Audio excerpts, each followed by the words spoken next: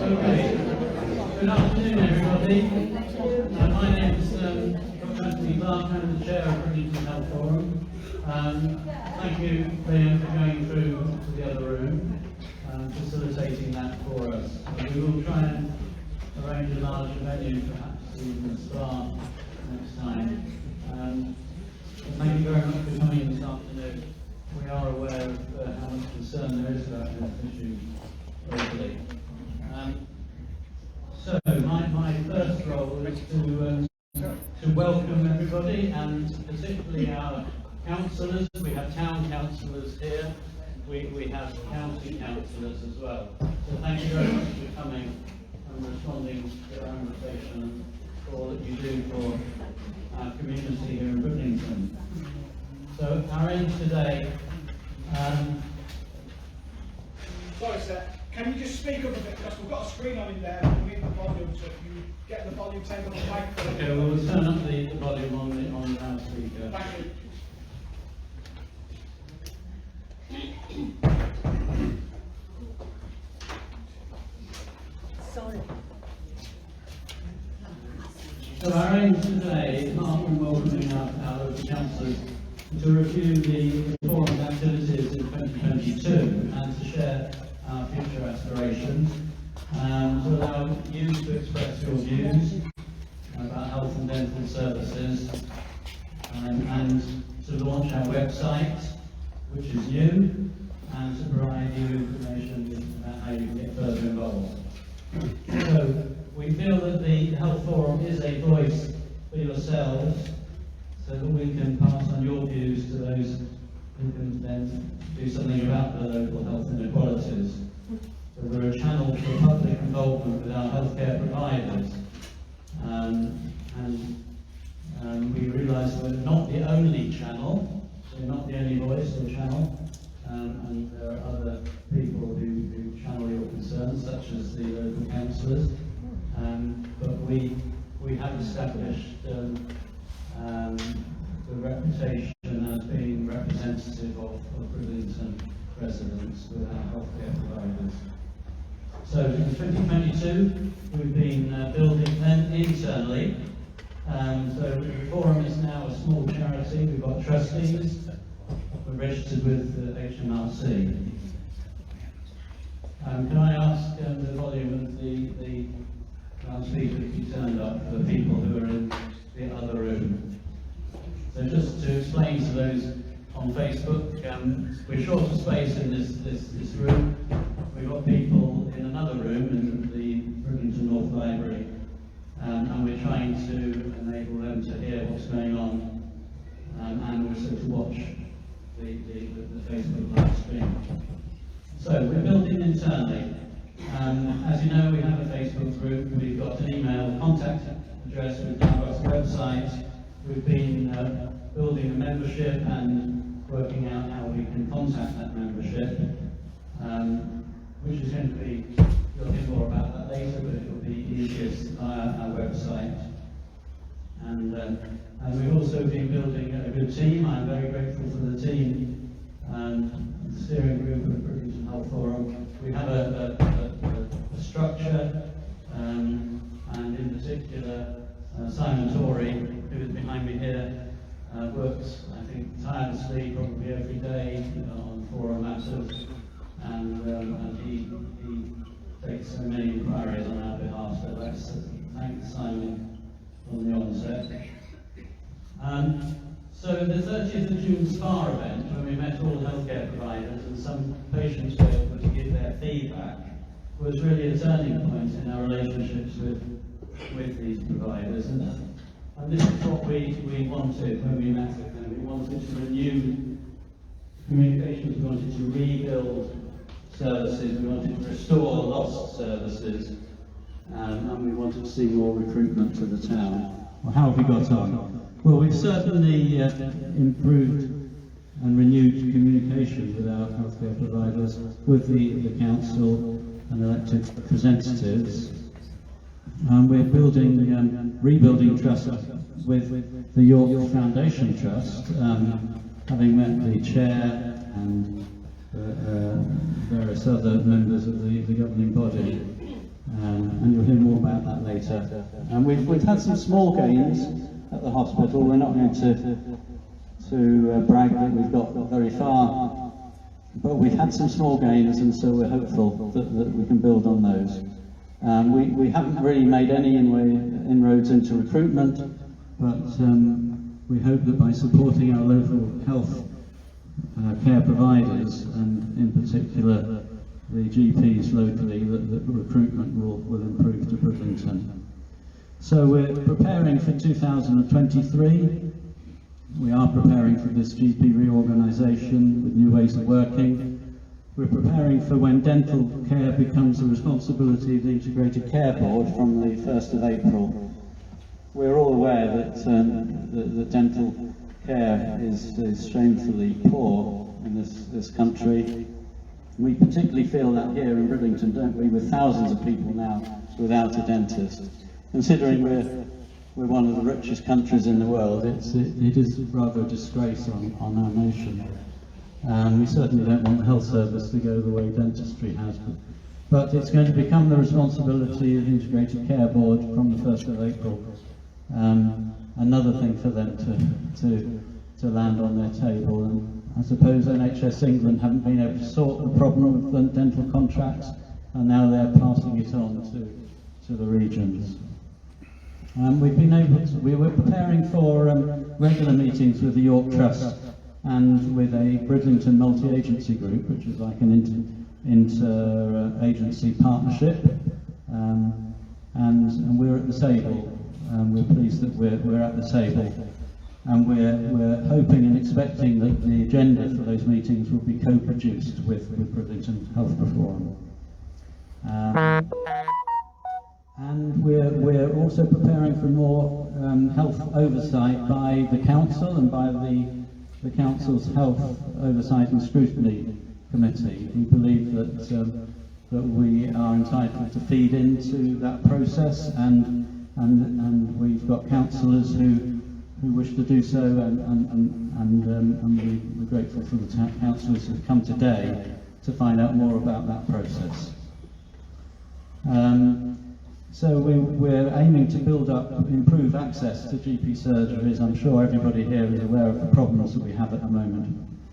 We would like to see an enhanced urgent treatment centre at Bridlington Hospital to reduce the number of attendances at Scarborough Hospital, A&E. We of course want to bring appointments back to Bridlington and diagnostic services to Bridlington Hospital. There is unused space there, and we are very much aware that we're not using the hospital to its full potential. We want to see the development of frailty service for Bridlington. We've got meetings later this month about that. We would very much like to see better mental health services, but at the moment we've not been able to divert much attention to this area because of everything else that's been going on. We need reinforcements. We need younger people. We need people with interest in mental health to get involved, and so we can have more meetings with healthcare providers in that area. And we also want to attract more younger members to the Bridlington Health Forum, and that will particularly help with perhaps some of the mental health work. So that's a very quick overview as an introduction, and now I'm going to introduce various members of the forum, various trustees to give their perspective. And firstly, it's Andy Levitt, who's my vice chair. Hello. I normally don't use a microphone. I've used bigger audiences at schools and things. So, our achievements so far.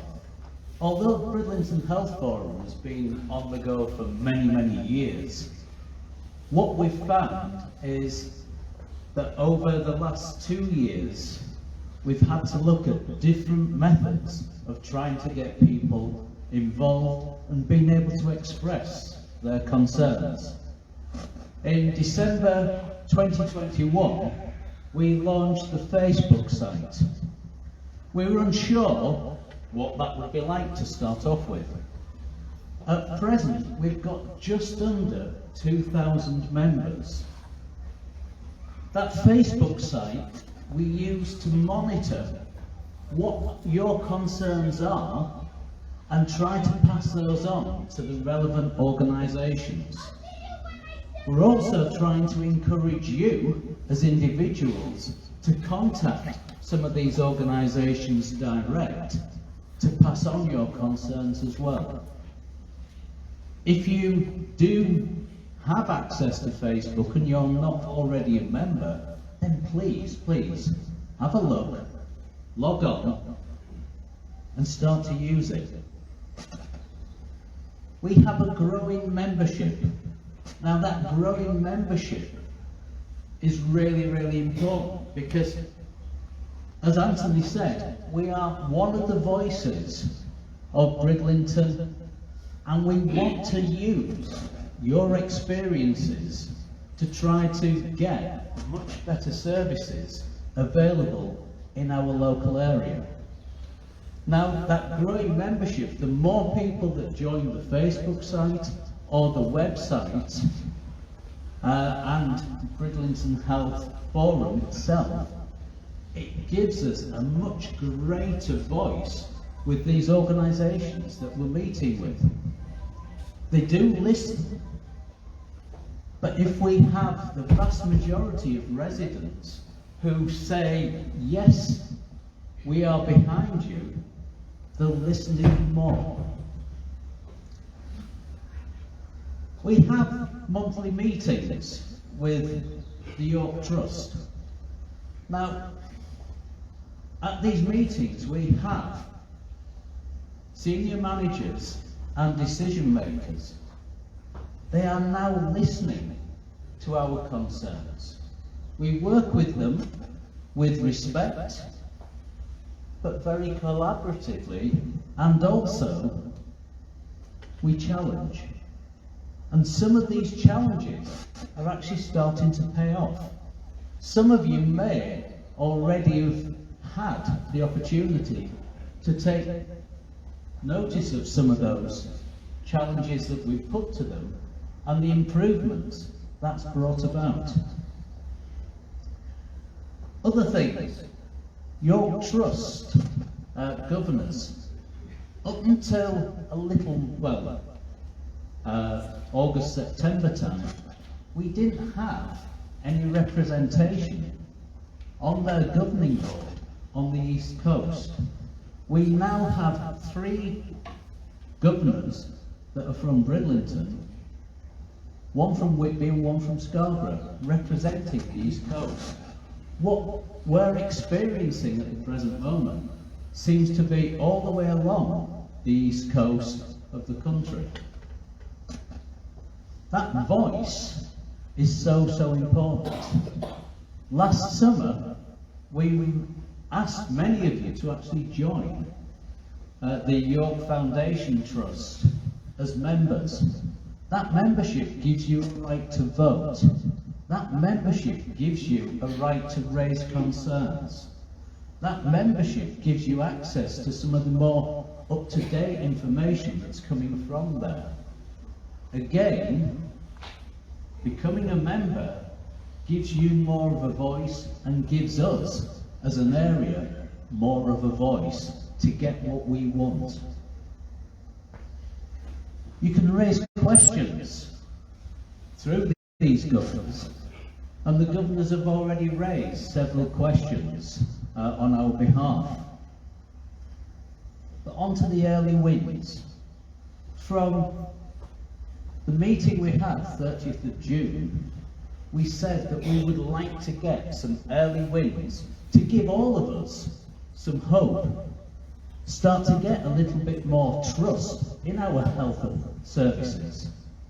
Some of these early wins, a return of pre and post-op and bloods at the local hospital. Before December, many people were having to travel to York, to Scarborough, to Hull, to Malton for pre-ops and to even have blood taken. What a ridiculous situation. They've responded, and for most pre-op and bloods, unless it's a very specialist area, will now be taken at Bridlington Hospital. I don't know why they withdrew it, but great, one win. We want to try to get as many of these little wins as possible. Improve services. Our urgent treatment centre. Again, some of the members went and had a visit, walked around, we discussed with some of the senior officials. We've got an increase in hours that it's open.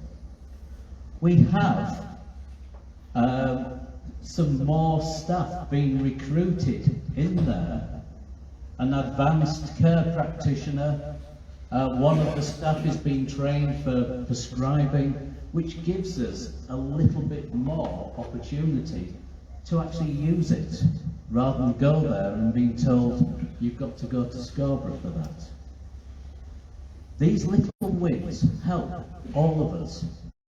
One, it reduces our travel, our time, because it's such a pain having to go some distance. When we move on, we've agreed a few other bits which should be happening for March this year. Local ophthalmic tests. They've actually purchased some equipment and a training staff, so hopefully by March some of the ophthalmic procedures that we need will actually happen here rather than in Malton, because Malton's such a difficult place to get to. We're hopefully getting some urology services. Again, if you had a complaint urology-wise, you would normally have to go to Malton.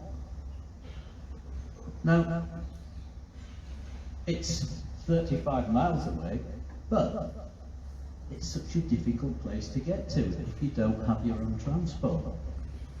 And let's face it, lots of the people that have urology complaints, right, are going to be a little bit older, may need a stop on the way. Yeah. So having those services locally will be such an advantage. We're trying as much as we possibly can to get these little wins, and we're trying to actually get them out to you, to give you that little bit of hope, that little bit of, yeah, people are listening to my concerns, because we're trying. We've got some things under discussion. We're hoping to start later on this year some more urology services, access to consultants locally, or for treatment locally. Another potential little win will be the booking service. When you ring up or they contact you, they should ask you, where's the best place for you to have treatment?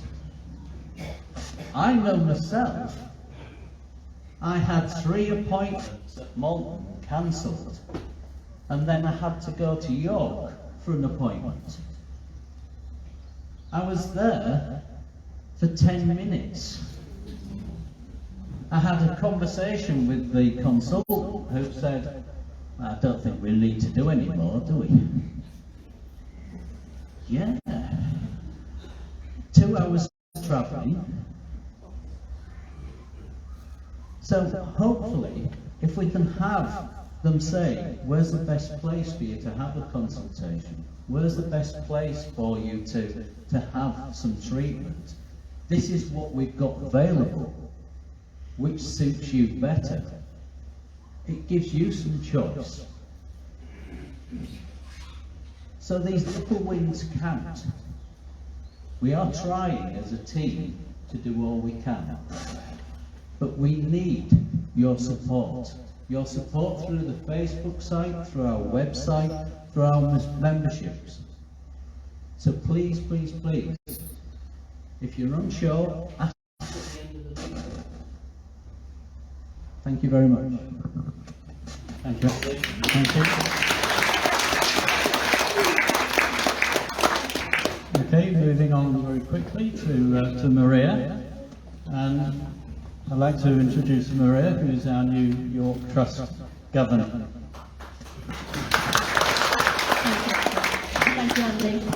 Right, so, yes, York Trust Governor, but I'm going to talk about the website first, and then I'll talk about that bit after.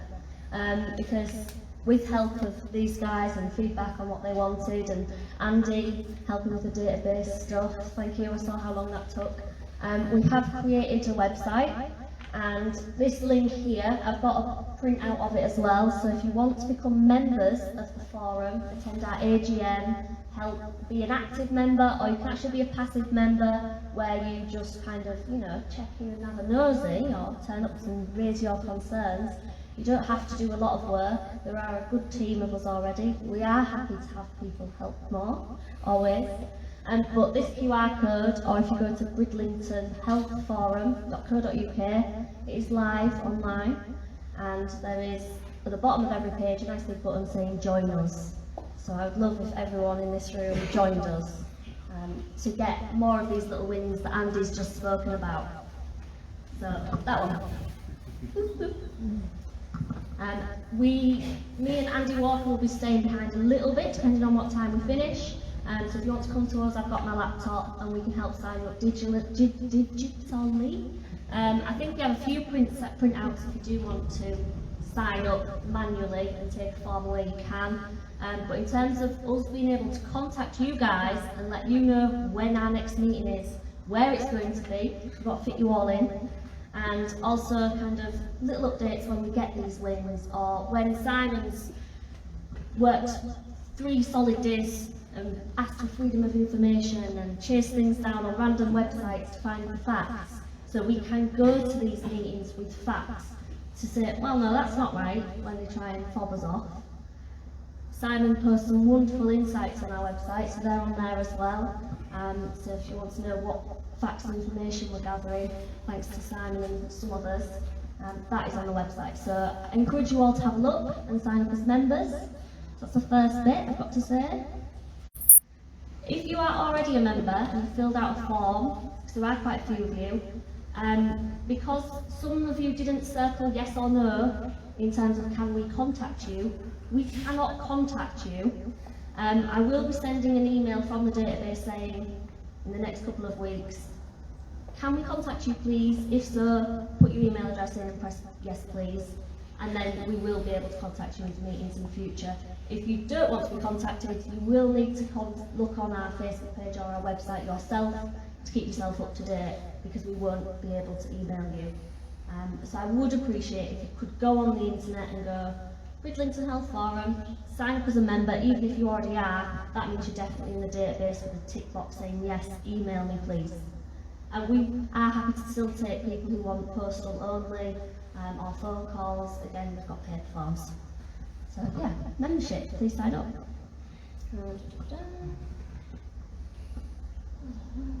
Right, so I am York Trust Governor. I think I've done a bit. So it's quite a new role. I've never been a governor of anything before. I was elected back in September. I got a very large inbox, suddenly very full of lots of weird and wonderful things to read, and we do my best to catch up. We do have a meeting on the 23rd of February now with the non-executives who, as a governor, we hold to account.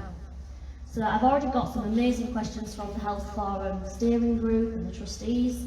But I am happy for you to email me, so it's particularly Bridlington Hospital, but if you have been to Selby, or you have been to York, or you have been to any other hospital kind of Scarborough way, and you've got feedback about the hospital or any particular concerns about the way it's run and what the executives are doing about it, you're welcome to email me with those. I will send them pretty much to the other governors of the area and the secretary and decide on how we respond, and we'll get back to you. It might be that you have to wait a little while. I do have a job as well as volunteering for things like this, but it is important to me. So please email me if you've got concerns. And also there is other things coming up of who you can visit. There is other email addresses for different things, depending on what your concerns are, who to email for what. So don't send me everything. This is pretty much about the hospital, Bridlington, Scarborough and York Trust remit. If you do send me something about something else by accident, I'll ask your permission if I can send it on to the right place. I'll tell you where to send it. And I think that is everything from me. Thank you very much. Thank you, Maria. It's great to have Maria on board, and now we have a website thanks to Maria. So that is the way you can sign up. Just point your camera on your phone towards that, and then you can sign in. So they'll be up on a poster at the back afterwards. Okay, let's move on. Now Dawn Ems is one of our trustees, and she's going to come and tell us about the New Year campaign that we advertised in the Free Press recently. Hello. Not used to these. Can you all hear me? Right. Okay. Our 2023 campaign for Bridlington. It started off, I think, first of all, in the year yesterday with presenting a question to the council on the scrutiny and overseeing board for health services. And that, I won't read that question to you, it was detailed. And we did get a reply, we got a good reply. And I'm going to leave Andy to elaborate on that later on because it's his field. But that was our first major thing to do, and actually to get a good response. So it's somebody else that we're now involved with. You are involved and you are responsible, and that's what we are saying to people, the people that we have to say it to. So that's that one. Multi-agency meetings. Anthony's mentioned them, they will be mentioned by other people, but just to sort of let you know what a step forward it is, I'm going to read you the heading from our last agenda, from our last meeting with the ICB, the Integrated Care Board, and that's about that's about the top really. So it says, Humber and North Yorkshire Health and Care Partnership, multi-agency meeting in partnership with Bridlington Health Forum. So there you are, that says to me what a giant leap we've made. And we were never around the table before, we've never been around the table, we've never been listened to with any real seriousness. And we are now. And all the things that we've got, the Facebook, the website, all add to that. But what mainly adds to that is look at all these people, look at you all. You are the people that give us the strength and the voice. If it was just us, they would listen to us, but they might not take us seriously. But they know this is a growing movement, they know how serious it is. So we need you, again, I will just say that again. Please spread the word, we do need more membership. So that's that. Aspirations. Well, the aspirations, the first one I've got here is strategy for Bridlington Hospital. I was in a meeting where one of our members, I believe it might be Simon, who asked the question, what is your strategy for Bridlington Hospital? And I think the answer was, we don't have one. So there isn't a strategy. So actually we are now demanding a strategy for Bridlington Hospital. It needs a strategy, it's going to go nowhere without one. So that is high on our list of aspirations. The other thing really high on our list of aspirations is a clinical diagnostic unit. And if we can get a comprehensive diagnostic unit in Bridlington Hospital, because we have the hospital, it has the space, then that is of benefit to every single member of our community who might need a scan, an MRI, some quite comprehensive investigations. You can't get them all. The equipment and the expertise to use them are massive in price. We know all that, but you can get these things. We want it fixed in Bridlington so that it is a fixed unit. That is one of the things that's out there, and that wouldn't just actually benefit you as a population. That would benefit your GP, who is trying to diagnose what's wrong with you. It would benefit, it would also attract other health professionals. Because when you've got the support, health professionals want support when they come to work somewhere. Bridlington's not a nice place, it's lovely, it's got the best coastline, I think, in the country. But it needs support for health professionals, and without that, that's one of the reasons why I think we find it very hard to recruit. Excuse me, my voice is leaving me. Moving on from that, our aspiration is a local frailty service. And there is talks of a frailty service coming. Whether it's exactly what we want, I don't know, but there certainly is talks of a frailty service coming, whereby, when I say a frailty service, people are identified as being on that list by a sort of an algorithm from their health problems, which indicates that actually that person could be frail. And that person would be approached by a health professional who would link in to providers of a service to try and help people not fall victim to falls, not fall, to remain well and to make sure they've got the services that they need so that they can stay at home and not have to end up in hospital for weeks waiting to be discharged with a care plan or end up in care. So that's that one, very important to our population because we have a high elderly population. Local palliative care. Passion. Local palliative care.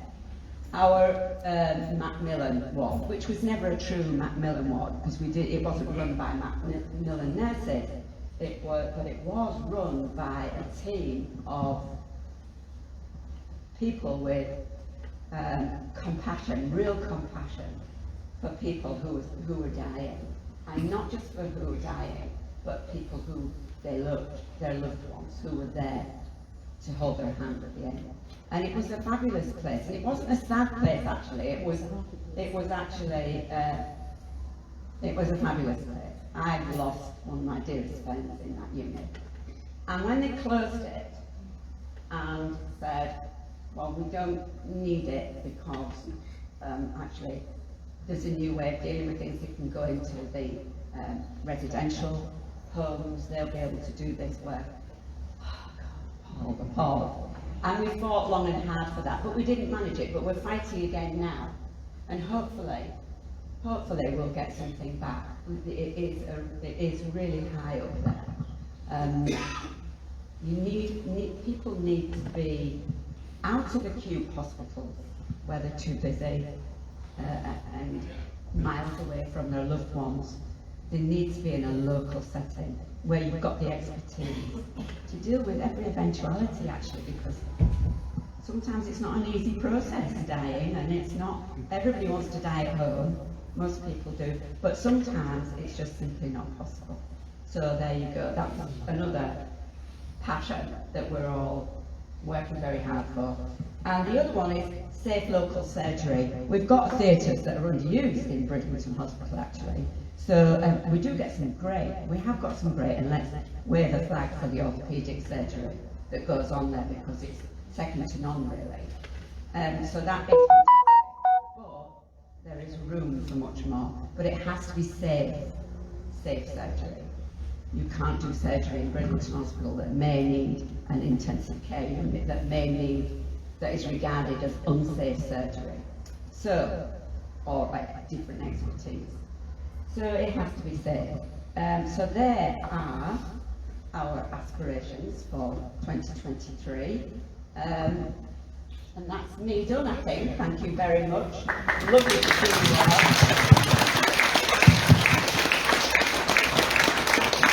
Thank you to Dawn.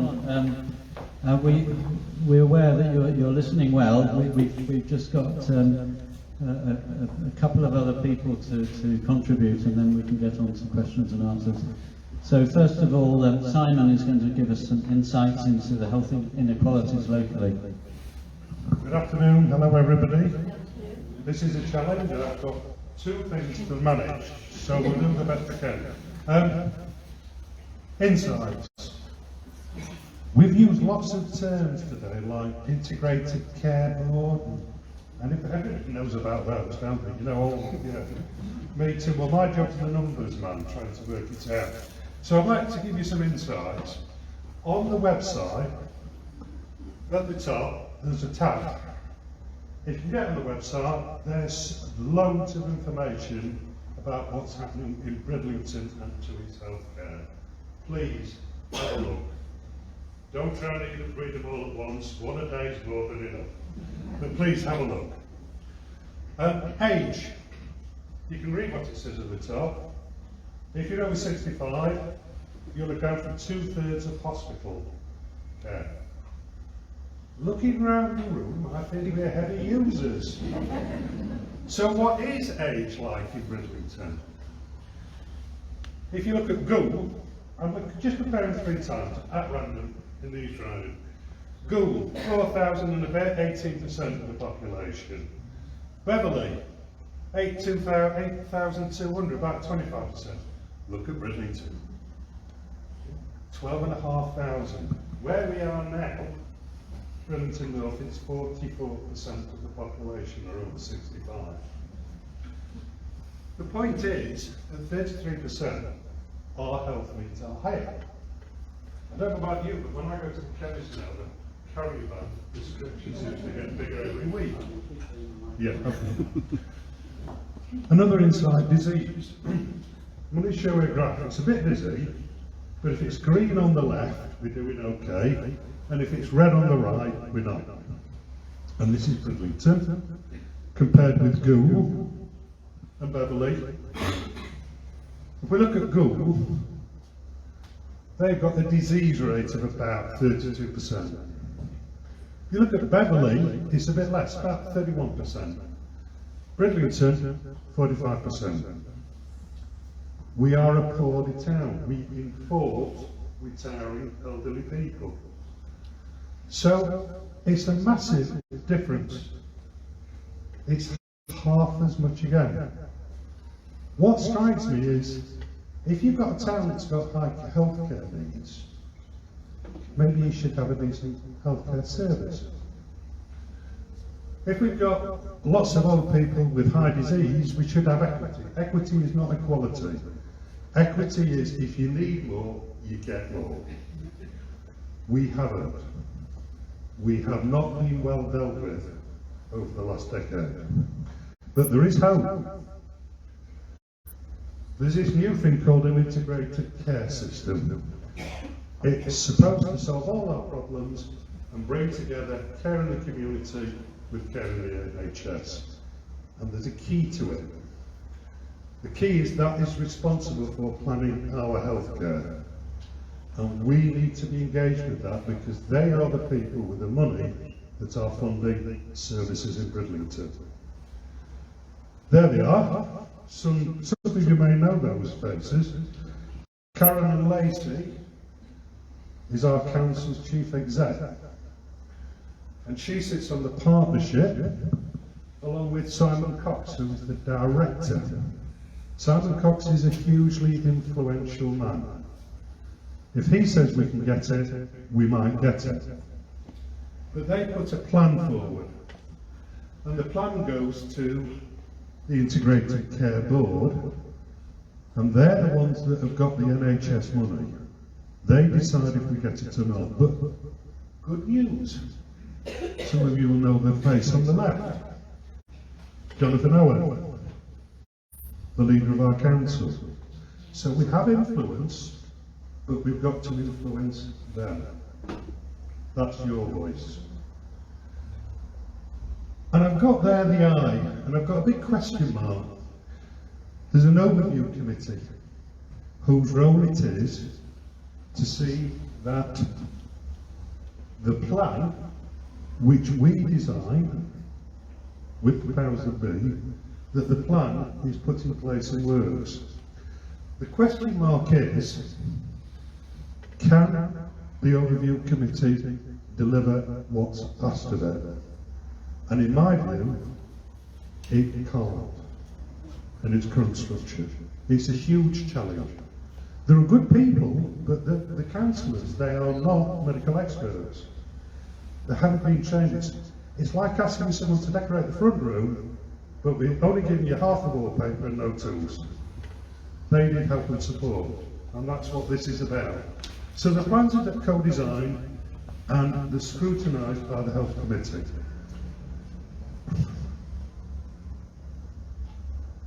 We have an input to Simon Cox. We have his ear, but it won't do on its own.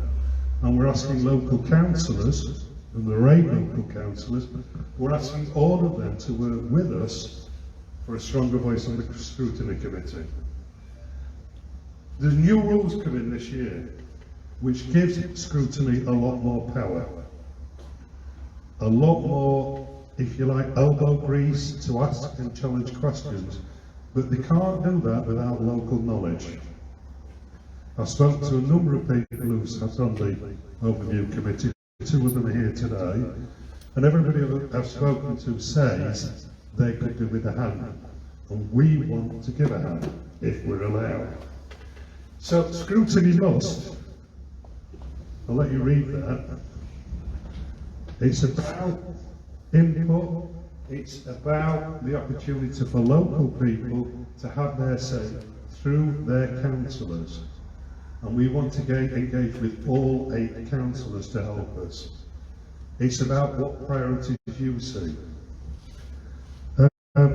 Amazingly yesterday, I was told or heard that the council scrutinises good hospital services. Quick show of hands, if you think we've got good hospital services, put your hand up. Take a note. GP care. Do you think we've got great GP care at the moment? Put your hand up. I've got 1, 2, 3, 4. I'm not going to ask which practice. 5, 6. So some are, but the majority isn't. But this is what they're focusing on. And what I'm saying is, if that's what the scrutiny committee is already looking at, they're not delivering for this community. So we need to help them. Also, 2 things. Strengthen your voice. The scrutiny committee can only strengthen your voice if they hear it. And we've got a problem getting that voice to them at the moment. And at the bottom it says there's lots of things we're involved with, but the one that really struck me was accessibility of services. Malta, Scarborough, York, Hull, accessibility is a huge issue for us, and we need scrutiny to help fix that, and we need the councillors to help us do it. So we've got 4 asks. Councillors, please engage with your constituents and ask them what their concerns are, and you lot, if they don't, go and tell them. Get in touch. We want to actively engage with the overview committee. We have asked Councillor Owen if we could have a seat at the committee so that we can feed in the local knowledge. We haven't had a reply, but I would ask all councillors to promote that and see if we can get a place on there to help everybody in Bridlington. Strengthen our voice there, because our voice is your voice. And finally, it's about improving services for Bridlington. That's what we want.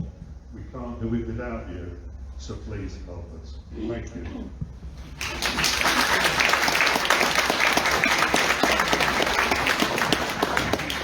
Thank you, Simon, and for all your work with the research and fielding all the communications that you do. So I'm just going to quickly give an overview of the primary care situation.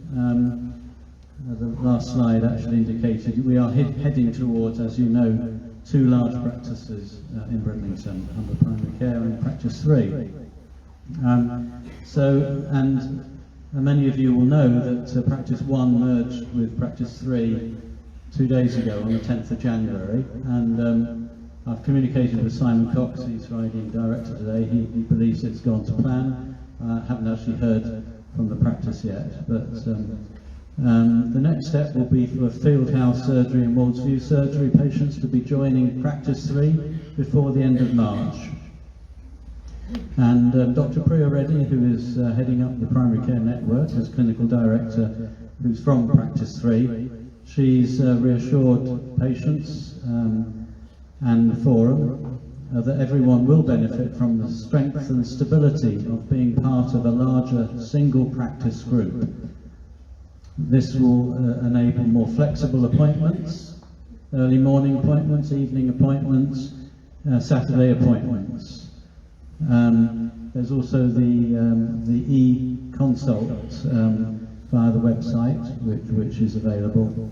They have a new practice email address if you need to contact the practice about, in particular, 3 organisation and the implication for your care. Then it's practice3.bridlington@nhs.net. They are working on a website to guide people through this period of massive numbers of patients being migrated to one practice. They are aware of the problems with telephone access, and they're aware that they'll need a better system for larger numbers of patients. They are actively working on that, I'm assured.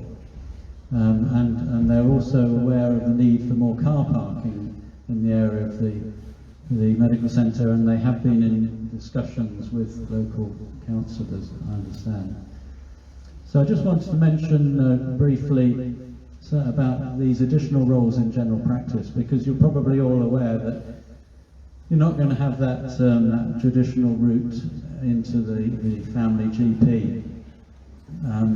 In the future, it's going to be more complicated because you're likely to be seen, well, certainly it's practice 3, you're often seen on the same day that you request to see somebody, but you may not see the GP at the first point of contact. So we have clinical pharmacists, we have pharmacy technicians, we have social prescribers, health and wellbeing coaches, care coordinators, physician associates, first contact physiotherapists, dietitians, podiatrists, occupational therapists, community paramedics, nursing associates, mental health practitioners. These are all possible new healthcare professionals that you may see. Our primary care network doesn't have all these at the moment. It does depend on the preferences of the GPs running the primary care networks, but certainly these kind of roles are coming in Bridlington, and I've heard good reports from patients of practice 3 about how it's working at practice 3, and that is encouraging for the future when so many more patients are going to join, and they're going to use a similar model. And I understand that they're going to break down the patients into groups so that the continuity of care isn't totally disrupted. Continuity of care, which was of course one of the pillars of traditional general practice, is going to be more of a challenge.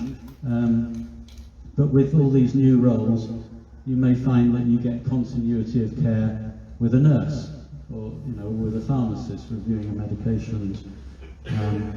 So it is more complex to understand how the practice is organised, but they are making attempts to try and guide us, the public, through the new ways of working. So that's a quick overview of some of these new roles, and if you want to ask any more,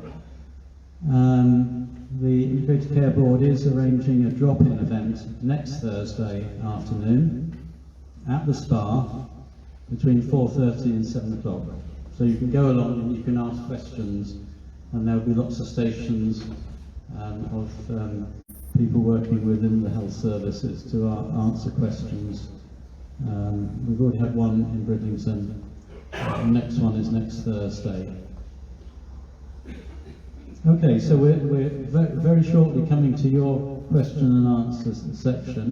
But first of all, I'd like to ask Councillor Andy Walker just to give his perspective on the recent advice that the East Riding Council, in particular the leader of the council, has given in response to Dawn's question just yesterday.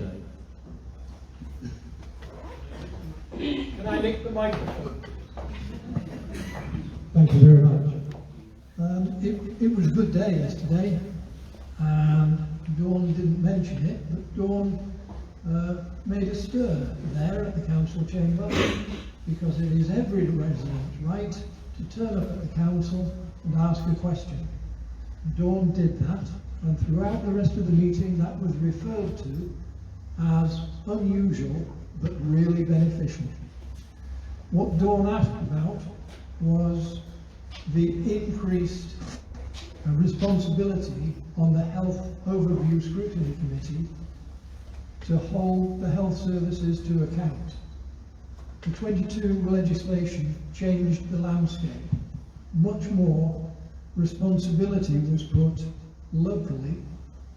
They didn't give any extra money to help that, but they gave the responsibility to look not just backwards. You're not scrutinising what happened to a service, but they are looking for amplification of local voices, not just on the history, but on what should be.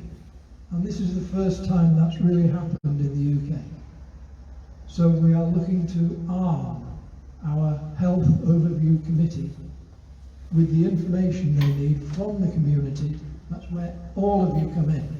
And that's also a reason that Dr. Clark wanted to invite all of the councillors to this meeting this afternoon.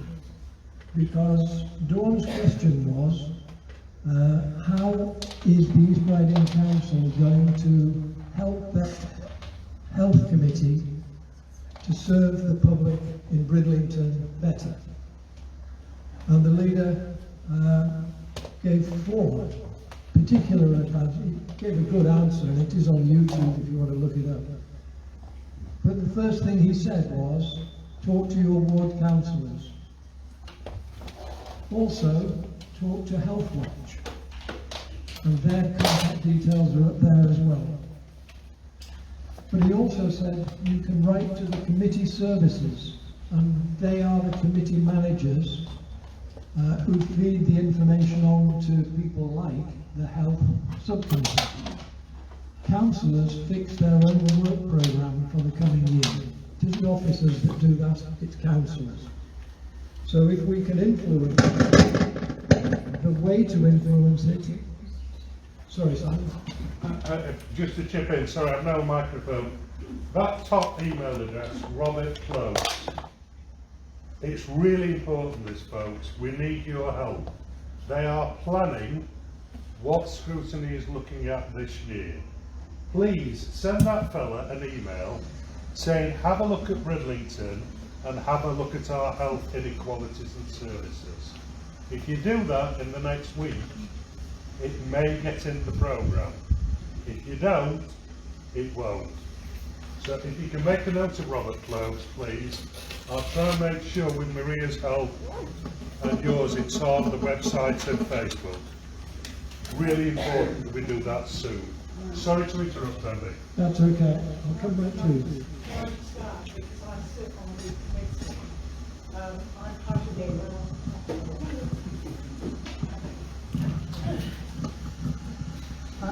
I sit on the committee, and I've had an email from Robert. Asking that very question, because we do plan quite a long way in advance for what comes up on the OSC, on the committee. So what I would like is more of what happened yesterday. You know, it shouldn't be one of those unusual events that a local citizen turns up at the council chamber. Anyone can turn up to a council meeting. If you tell them that you're coming, you've got to let them know.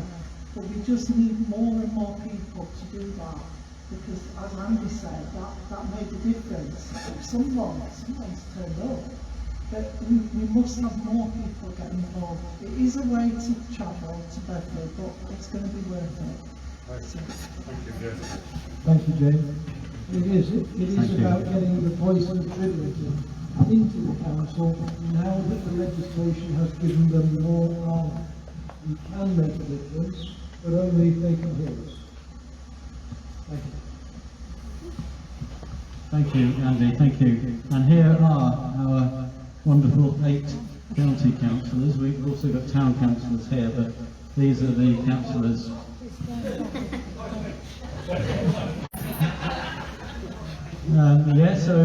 Well, we're glad we've got your voice there, Liam. We trust that you're making yourself heard.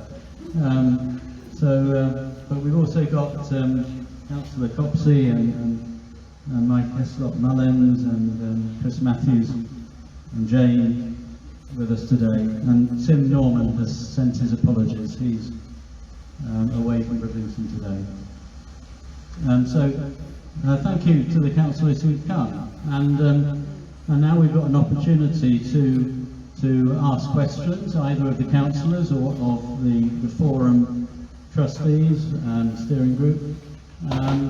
Now, what I would suggest is that we do this in an orderly fashion and politely, as we're British, and we take our turn, and we only have one person speaking at once. There's a hand up at the back, Andy. If you could take it to that lady up there. This microphone's on. Thank you.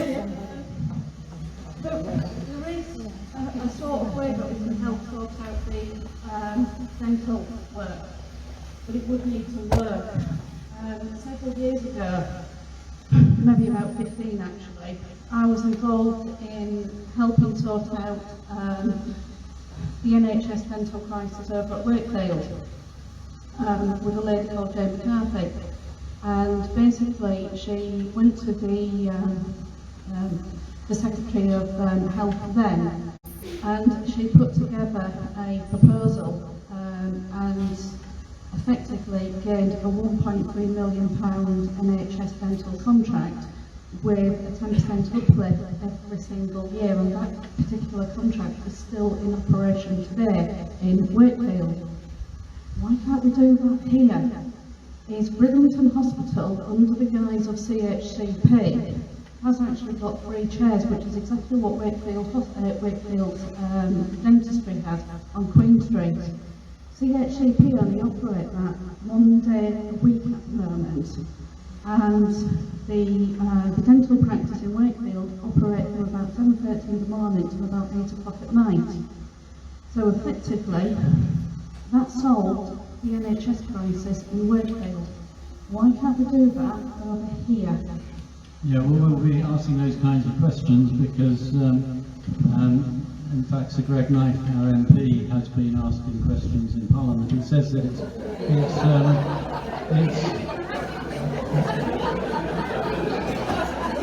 but he hasn't got an answer yet. He hasn't got an answer.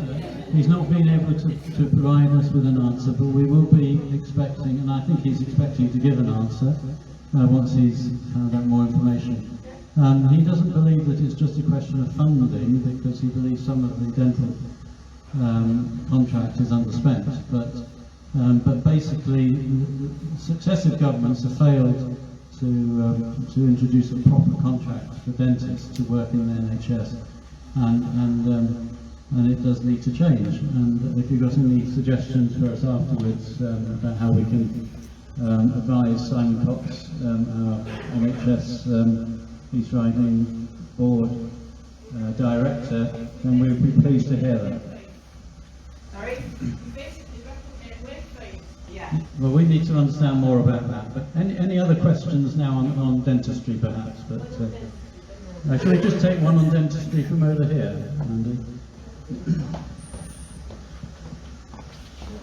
I know a dentist who was willing to buy out the one on Wellington Road. He got in contact, he's phoned, he's actually got letters through the door by hand, and he's never had any response. And the actual dentist that's shut, even though this gentleman had been looking for a dentist one, an NHS one, right, he never found that advertised anywhere. Yeah. You're talking about Dr. Sinclair, The perhaps, one next to the old vet. who's closed down, and his patients received letters saying that he was unable to find a dentist to replace That's him. right. Well, I know somebody who's willing to take on that as an NHS dentist. Right. Well, it's another positive suggestion. Yeah, we need to hear about that. Super. Another question over here. Two ladies over here. Andy, just over here.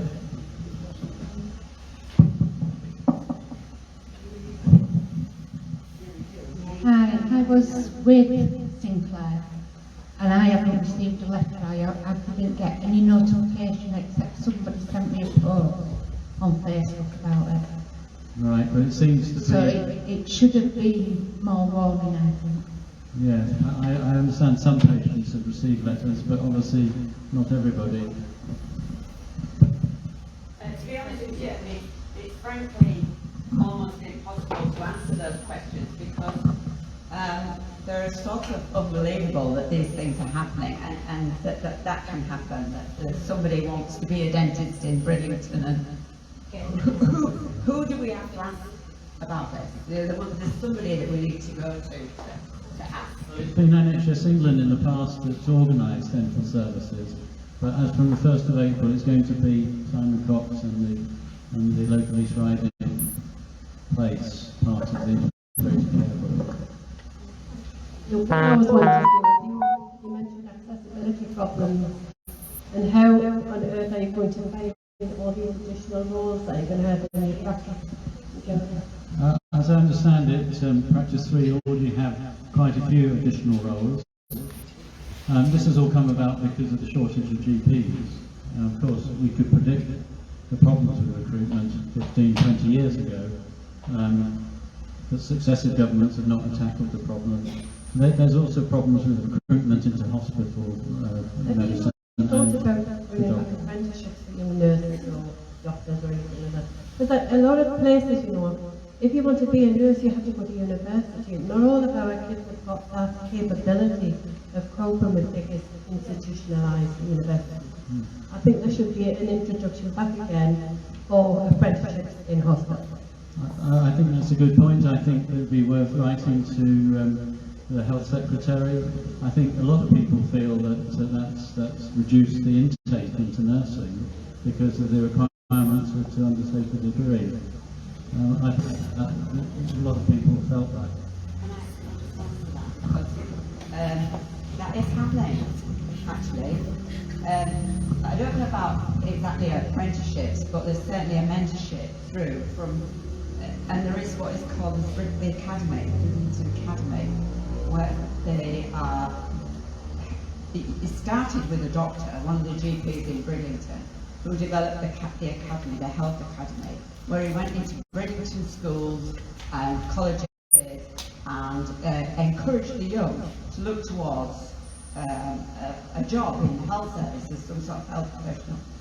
And it was mentioned that it was mentioned then that there should be apprenticeships and mentorship through, because not everybody can start at that level or even wants to start at that level. And that actually is happening. I asked it of the Hull Nursing University why that isn't happening, and that is starting to happen apparently. So it is something they're aware of. I just wanted to tell you that change is coming. Doesn't that take us into a two-tier system?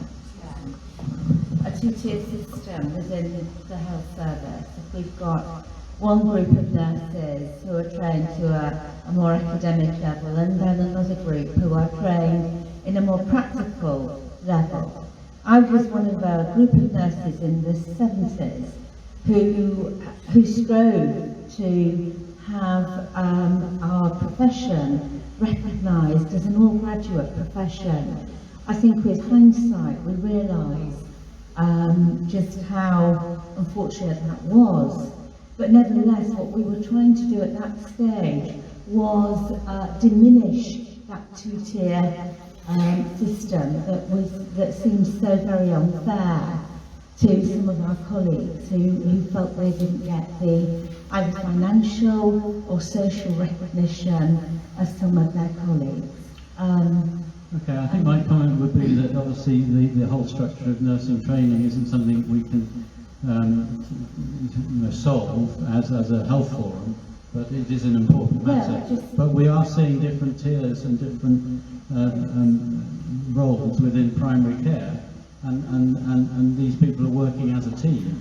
So you may have healthcare assistants as well as nurses, as well as nurse practitioners, as well as advanced nurse practitioners. So they've got various tiers of experience. But surely that's how it's always been. Yeah, it's always been that way. Question down here?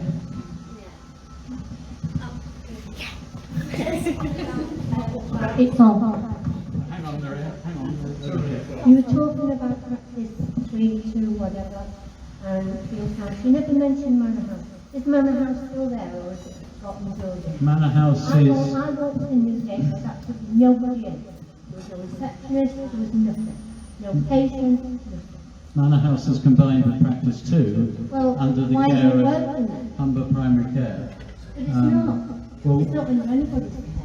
we're meeting with the manager of Humber Teaching Foundation Trust. See, it seems everything's concentrated on practice 3, and everyone else can go to hell. No, we want to support Humber Primary Care, but they are now a combination of two practices, Practice 2 and Humber Primary Care. You're not helping Manor House. I'm sorry, but you're not. We will feed this back because we are at the forum. We're meeting with the manager. We've finally got a meeting with the manager of Humber Teaching Foundation Trust. We finally got a meeting after a long time waiting, and we will be putting this to Humber Primary Care on Monday. I must say,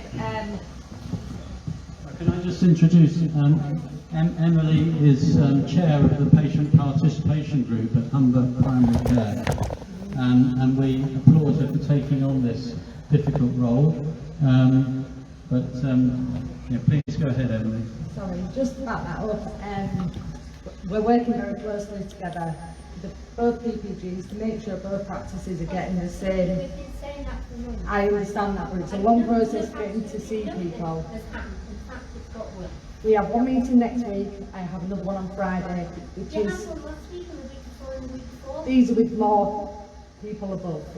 With regards to the additional roles, we're looking into where these additional roles are and how they're being shared. Surgery in Bridlington, Manor House, didn't. Yeah. And now it's just been kicked aside.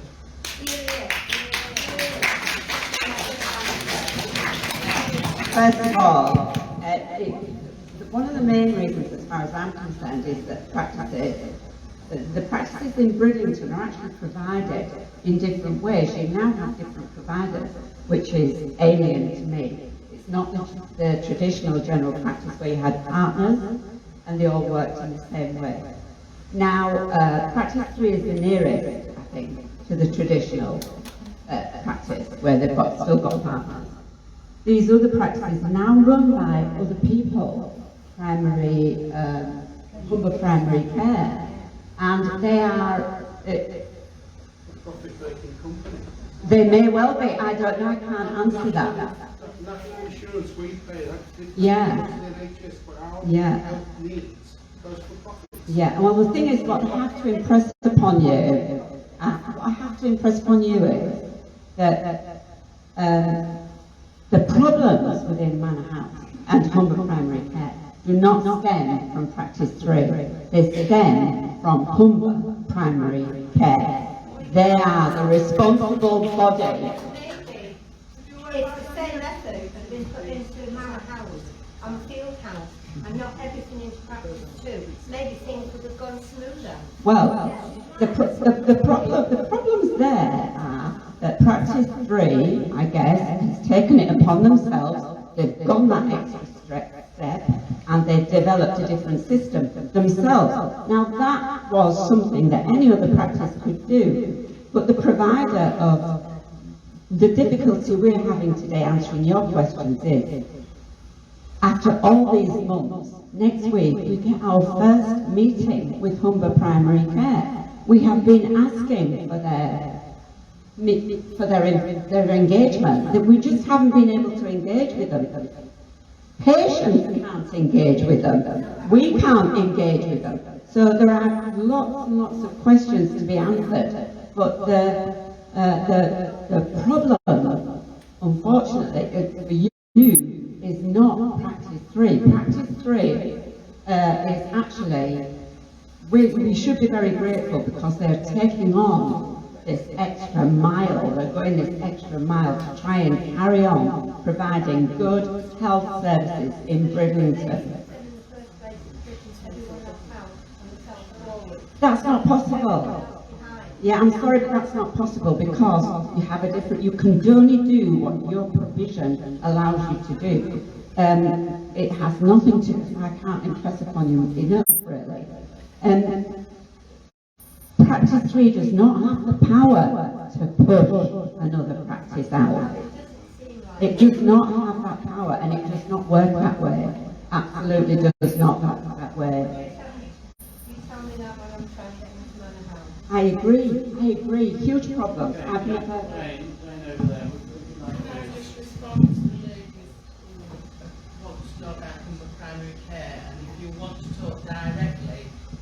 Humber Primary Care people, there will be a representation there at the spa next week if you've not already met them. The same people who came a month ago from our ICB said they should be there for the drop-in session. We will confirm that for you, and I'm sure Emily will be able to confirm it as well.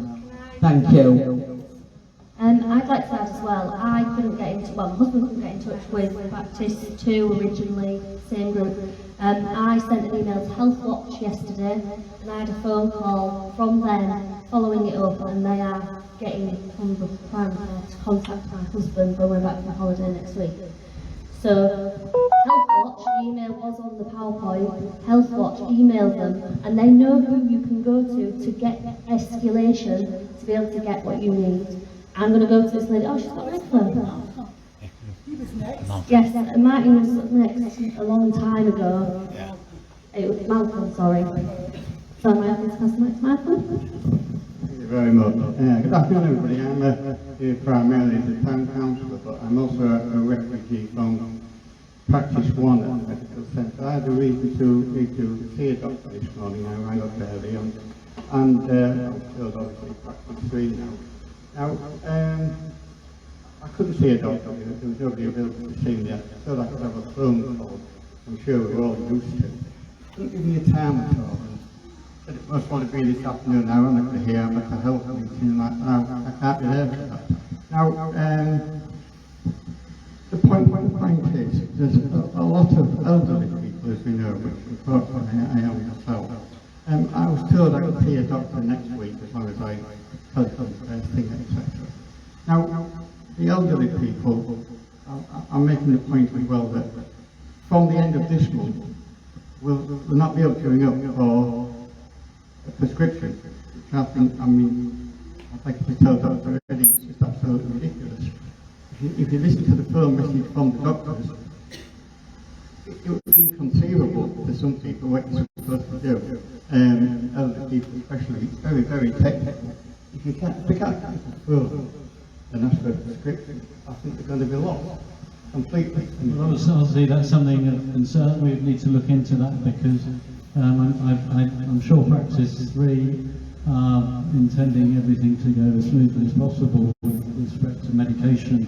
There mustn't be any break in anybody's prescribed medication. So, Can I just say, when when I went this morning, I took myself straight round to the medical centre after what I was told. They directed me to practice 2, not to practice 3 at all. And it was there that I was told that they wouldn't do anything until next week. So, which is very practice 2 is a different practice. It's practice 1 that's been integrated with I know practice that, 3. but that's why I was sent to practice 2. Which is, again, I'm saying no. I don't understand. There must have been some They have confusion there. Can we just hear from Joan? Can I ask your patience? Because I'd like to assume something. Luckily, Put the microphone closer to your mouth. in the last 4 months, I've had my first treatment with patients. Once as an expected lastly has been emergency admission. I would like to talk about that with the patient. I'd also like to point out that I actually lived in a hospital with a very senior nurse. And in my case, all administrators have actually left out. Even our group secretary is a retired physiotherapist. And we agreed that the patient who was warm, comfortable, clean, and medicated would get better quickly in the hospital. Now that brings me on to my recent experience. The first time I went in to an excellent system of Bridlington to have a minor bone. Unfortunately, I caused a hospital infection there. That necessitated 2 emergency admissions. I had 4 different diagnoses, all of them wrong, and eventually it was agreed that I had a hospital infection. I was recovering from that, and I was able to not start my patient. When I had a car accident on the ice, and I had to go back in again as an emergency admission. But the retired nurse and frankly Paul couldn't tell us on technical skills, but in all the time I was in, despite the fact that I was with extra skills, I never got a drink in this house. I never got a water. I never got the affiliate. Somebody took a high water. The first time I came out with a large bed sore, necessitated millions and millions coming out.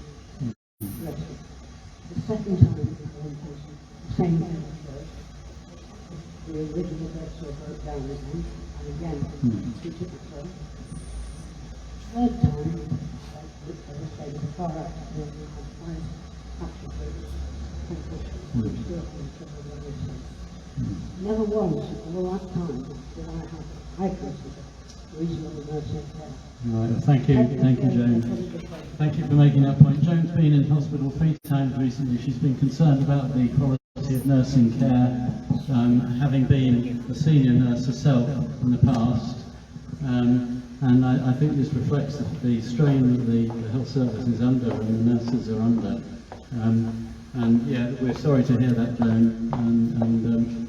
And yeah, we want the morale of Scarborough Hospital to increase for the staff.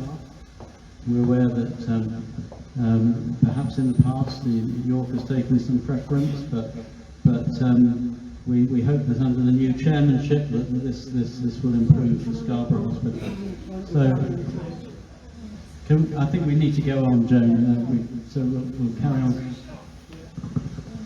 I've got 2 concerns, major concerns. Firstly, the total lack of public consultation on GP programs.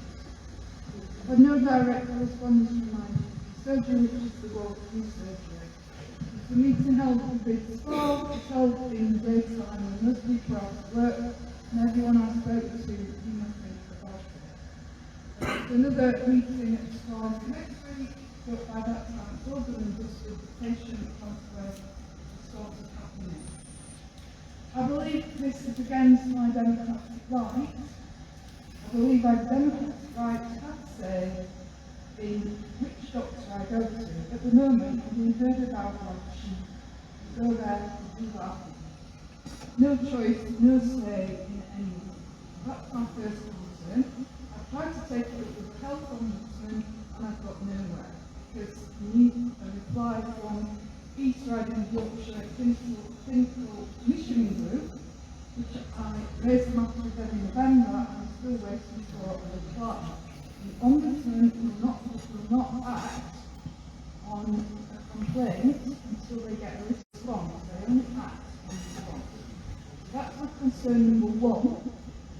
My concern number two is the loss of facilities, mainly at Bridlington Hospital, which in my opinion, the facilities at Bridlington Hospital are being chipped away. We're going to end up with no hospital here. That is a beautiful, fantastic facility, a beautiful modern hospital with the most fantastic car park facility. So we've got two concerns there. One is we're going to lose the GP surgery. What is going to happen to our hospital? What is going to happen to those facilities? Where are people going to park, particularly when they're elderly or frail or very ill, to walk to a GP surgery? Okay, thank you for your concerns. On the first point,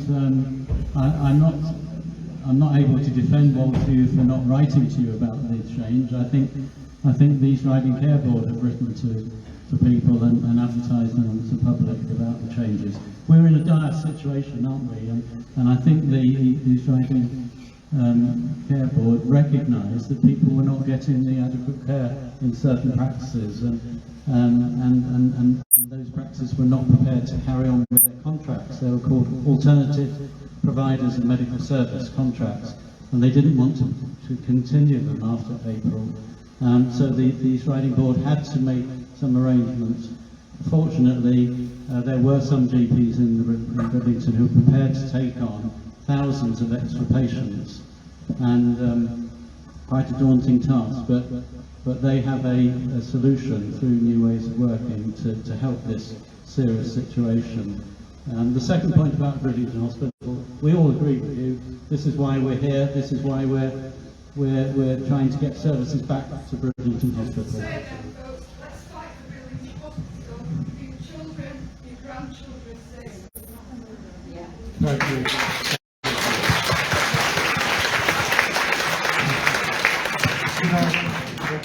Detail, which GP surgery are you with?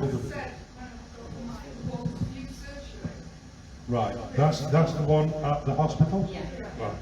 You will receive a letter. The transfer hasn't happened yet. Walsview transfer.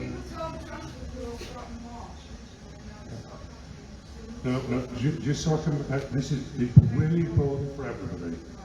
Only practice 1 has moved to 3, and patients have been written to.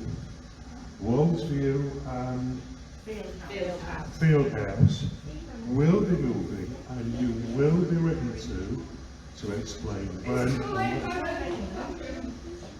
I'm afraid we have little control, but yet you are still with Walsview at the moment. The second point we made, earlier we said one of our key objectives is a proper strategy for how the NHS is going to use our wonderful hospital. We're right with you on that, and we will do everything we can to support. Thank you.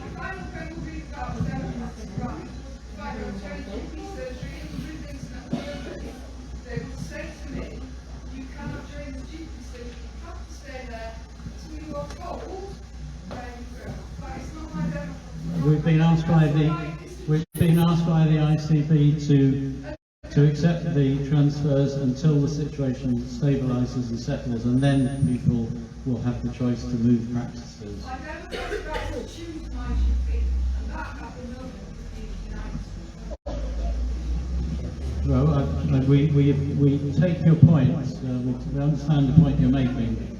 But we are in a pretty serious situation, and you know, we're having to ensure, or rather not me, but the health board is having to ensure the continuing care of thousands of patients. Come on, I guys. think I've got Time, please. Yeah, this gentleman was next. We've got one at the front, and then you don't want to know, and then I think that. And then this lady here. Thank you. I thought you were going to start talking about the real thing then, that's at the bottom of all this, and that's money. When these surgeries are closing in Bridlington, what happens to the allocation of money per capita that goes with them? It goes with the patients. So With the patients? The practices that get the patients. If I understand it a correctly, greater budget to run their healthcare services. And, Yeah. and the reason we're in this situation is a lack of GPs. It's not so much a financial problem. Yeah, I do understand that, but if the number of people who are going to practice 3, I guess it's going to be something like 15 or 20,000 people. Well, it's going to be more than that. It's going to be more like 25, 26,000 people. How many GPs will that fund? Well, it will fund a variety of healthcare professionals, but if you have a stable practice with firm, secure leadership, then it's going to be the basis for recruiting more GPs. I understand. I understand there is one GP, I've been told, that will be joining from April. I understand on the NHS website that the average cost, the average allowance for patients is £155 each. So if all these people are going with £155, that we're talking about £2 million at least that's going to 2 doctors. I don't, is that right? No, there are 3 partners at Practice 3, and the money that you talk about has to be used for running and employing running the business, running the surgery, running all the employees. So the doctors are responsible for running all that. It doesn't go to the GPs themselves. It's actually suggested on the NHS website that isn't the way it works now. No, that's the way general practice works. It's funding the whole operation, and so the GPs draw what's left over after the service has been So there's going delivered. to be a lot of money to spend on practice 3. There'll be more money because they'll have more patients, and then they'll be able to employ more staff. And from what I understand from the doctors, it's not going to make any difference to their own personal income or anything like that. So. No more money per patient. Per patient, it would be exactly the same. So there is no difference, money-wise, in where they're registered, because that money goes with them wherever they are for their care. So the few GPs that are still in practice 3, They don't get it. they're not getting any more money. No, it goes to the care for that patient. That patient, there's more patients there, so the care multiplies. It's like, it's unbelievable. The care multiplies, and the money goes to pay for the care. The care. Okay, this lady here. I'd like to just ask if the care provision that we have in Bridlington, the carers and their care job, doesn't seem to have been considered in among all those other issues that we raised earlier on the website. Did you mean social care? Home care? Sort of meaning the people who care for elderly people, and they don't consider themselves carers because their husbands or wives or anything else. They fall between 2 stools. They don't want to ask for help, and yet they need support themselves, because without those carers, it costs the government an awful lot of money if we just suddenly went. It would. We must recognise that. Not doing it anymore. We must recognise that that's as the population ages, a lot of people are actually caring for their parents who are in their 90s, they're probably in the 70s, and also failing health. Yeah. You know, so. And we want to encourage carer support organisations locally. I mean, we've got Carers Plus. We've got other organisations who are working hard to support carers, and it's very important, yeah.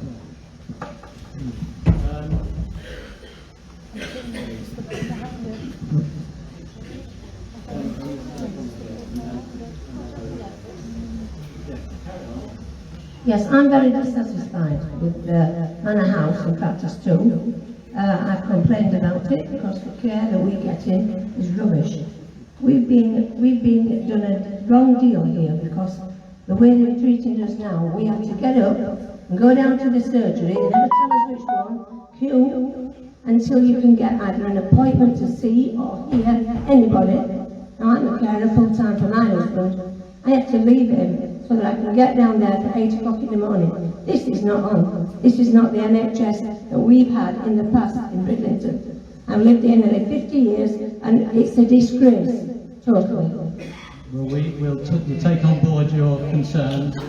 I asked if I could change to Practice 3, and I was told in Practice 3, no you can't. But when I went to the meeting at the spa last time, Simon Cox from Cottingham told me that I can change to another doctor, but they won't let me. So who's right and who's wrong? Well, just at this moment, I think they're trying to discourage people moving, you know, so as to not bring even more patients to Practice 3 in the short term. But we will take your concerns to Humber Primary Care. We're not getting care. We're not getting the care that we deserve. There is a real problem, because I think if people can't get access to their GPs, then diagnoses will not be made, and then conditions will be presenting much later, and therefore the outlook will be poorer. We've already heard in the nation as a whole that mortality for 2022 was higher, much higher, you know, significantly higher than 2021. And the concern is that this is going to snowball, you know, if people can't get into their GPs. But you seem very concerned about Practice 3. What about the rest of us who've been shoved into this, well, Humberside Care Trust? Where's the care? I think all I can say is I know Simon Cox is aware of the access problems for patients of Humber Primary Care. He is aware of that, and he.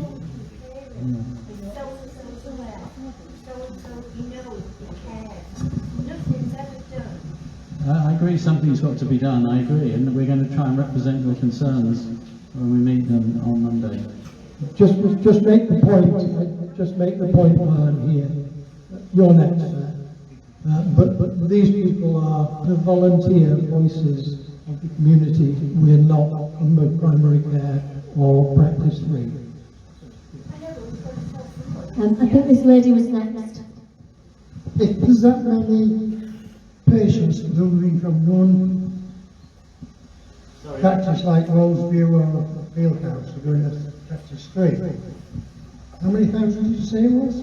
Well, it'll be about 25 or 26,000. How many doctors? At the moment they've got 3 partners. They've got one other doctor, Dr. Lambert, who works there. They've got doctors in training working there, but I can't tell you exactly how many. So you're going to have a heck of a job to actually see a GP. There's that many people going before GPs. That's true, because recruitment of GPs has failed, and we have got a third of the number of GPs in Bridlington that an area around Beverley has got. And so there's this inequality. Sorry? What was the question? Why don't doctors want to come to Bridge? Like up at Watsview, you have some and then they go. It's a good question. So why? I don't know, because I've worked in Bridlington for a long time before I retired, and I think it's a great place to live. There must be some I'm trying to talk it up. I'm trying to encourage people to come and live here and work here. It's a good place to be. But shouldn't somebody, all these groups you've got, look at this and say, why do we keep losing doctors? There must be some reason. Well, yeah, it's because there aren't enough doctors in the country to cover the needs, and so doctors can choose to go to where they like to live. Maureen? Thanks, Anthony. Am I right in saying that people over the age of 75, GPs get an extra allowance for them, and seeing that we have a population of over 65, we must be getting an increasing amount of people with money that are over 75. We also have an area in Bridlington which is in the bottom 10 for health outcomes. We should be getting money for that. Where is the money going if we're not getting it? And if we are getting it, what is it being spent on? Secondly, on a very practical note, Station Road, you need a car unless you're fit to walk, because buses don't go there except once an hour. Ditto for the hospital. When are we going to get joined up transport system relating to our needs within the community?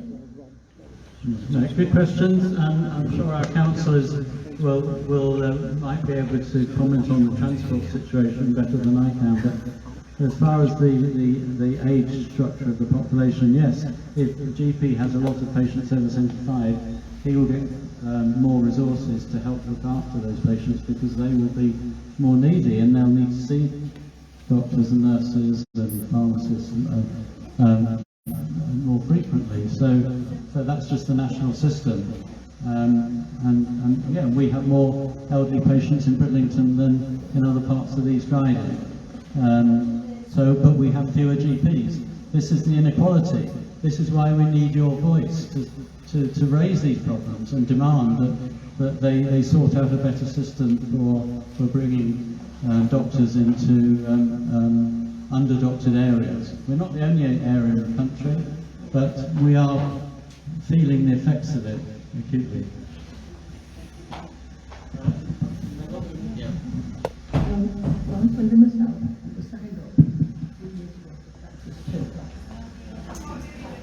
Sorry, can you hear me?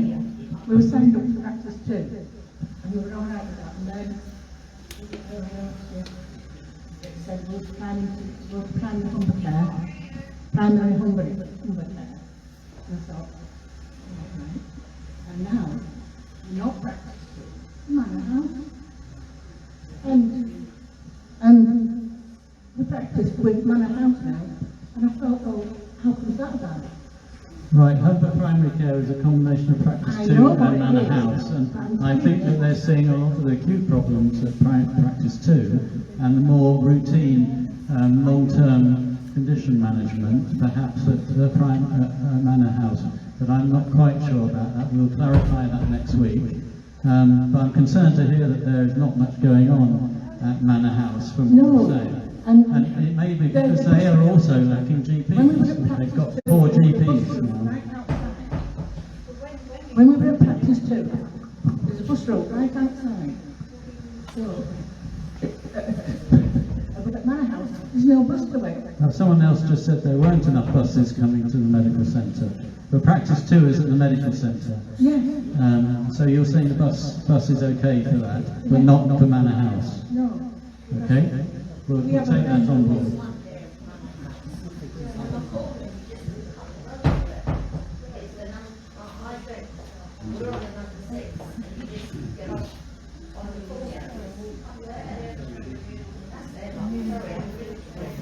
Yeah, but it's a walk, because we've got a friend who lives at Manor House. She's 88. She can't walk all that distance. She used to get the bus right outside. Now that it's not there.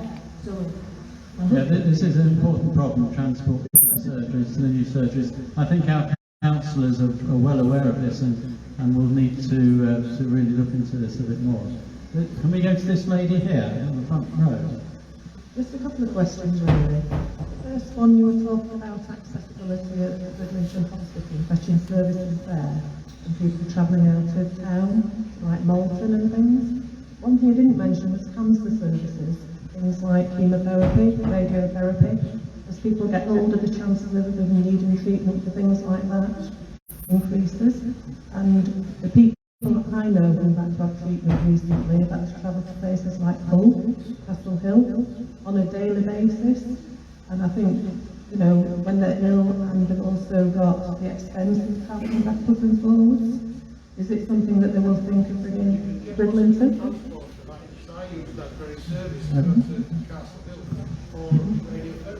Yeah, there is concern about people who need chemotherapy or radiotherapy having to travel long distances.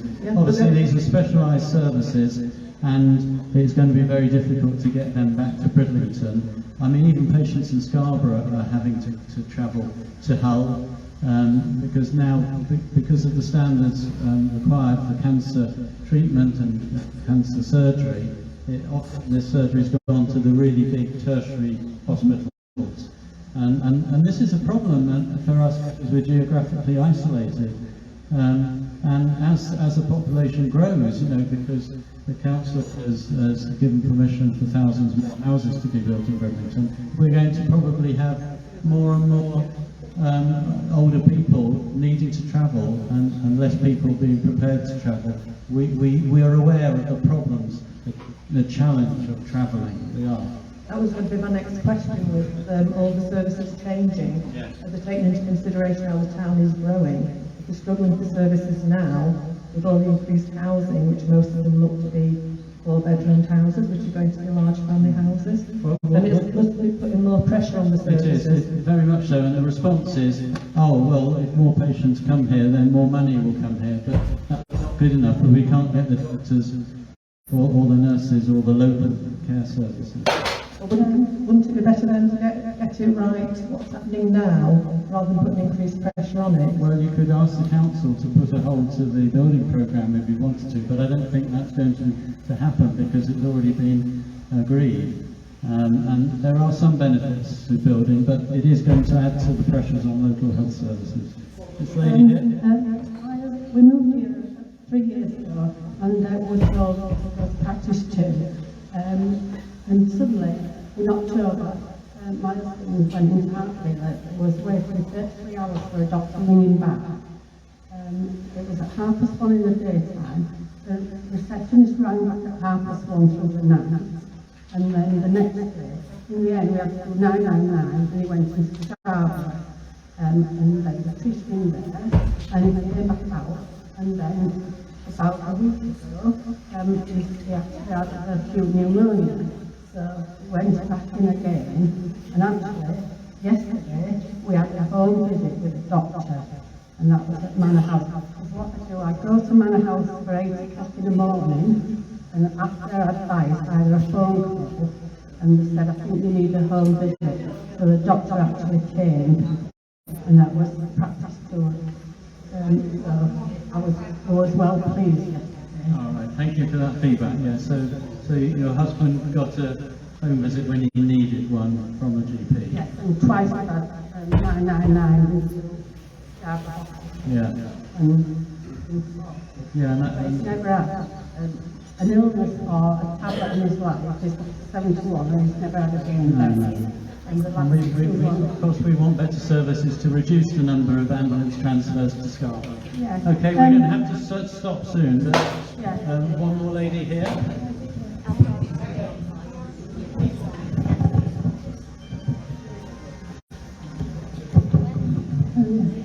Who gave Scarborough Hospital permission to do euthanasia by the back door in secret from families? I'd be very concerned if euthanasia by the back door was My mother was a victim in 2012. Right. I've been 10 years. Okay. Well, perhaps I could have a word with you about that afterwards, but I'd be very concerned about that. So we're going to have to, I think, wrap up soon because people are you know, we've been listening for a long time. The meeting's been going on. I think we'll bring the meeting to an end formally. And then if you want to go on chatting with members of the forum, please take the opportunity to sign up and become members, because we do need more members, and we need you to raise your voice with our elected representatives, with the Integrated Care Board, because collectively we'll make a difference. Thank you.